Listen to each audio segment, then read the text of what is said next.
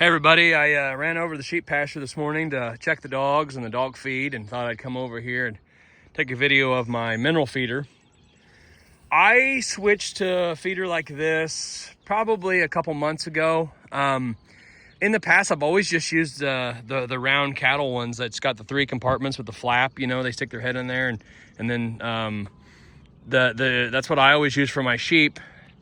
I had to have 3 or 4 of them with this number, but I just felt like I wasn't getting the consumption that I wanted. So I wanted to go to kind of an open, like a trough type thing, but I didn't want the weather to get on it. So I thought about building something very similar to this, but actually I bought this for probably not much more than I could have built it for if I figure in all the materials and the time.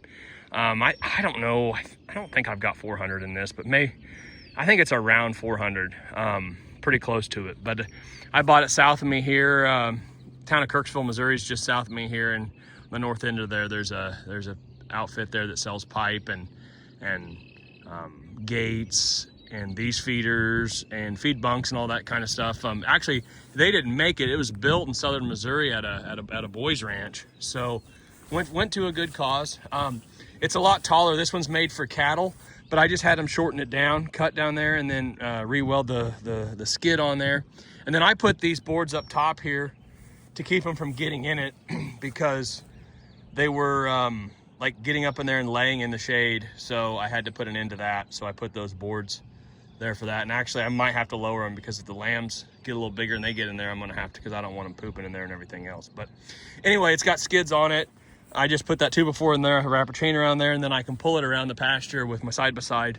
And I just feel like I said, I just feel like I get a lot better consumption in a trough like this. There's just not as much competition for it. And anyway, so I'll show you, speaking of mineral here, I'll just show you what I feed. You can take a screenshot of this or whatever if you want. I have this made. I get it at MFA, which is a local co-op here. This is what I put in my mineral. Now, I'm not saying it's the best. There might be something a lot better. If there is, let me know. I don't know.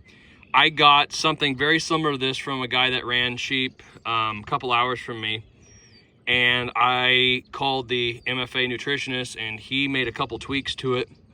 But we get 50-pound bags of this right here, and then for every bag I mix in, I get these from Premier One, this sheep trace mineral premix.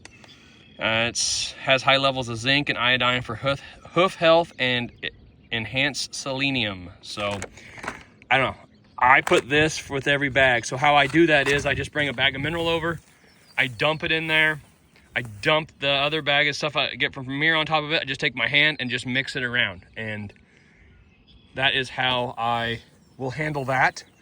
But yeah, just wanted to take a little kind of a short video here of the mineral feeder and how I stock it and why I decided to go with this. And it is heavy. I mean, it's everything that side-by-side right there can handle. That's why I don't ever have, I have it full now because we're going to be here for a couple weeks. But honestly, if we're rotating every week, I'll just put like a bag and a half or a couple bags in there at a time. I don't overload it because it is something. I mean, that it can pull it, but you definitely know what's behind you. So anyway, I just want to make a little video of my mineral feeder, and it's going to be a great weekend. Really warm next week here in the 80s.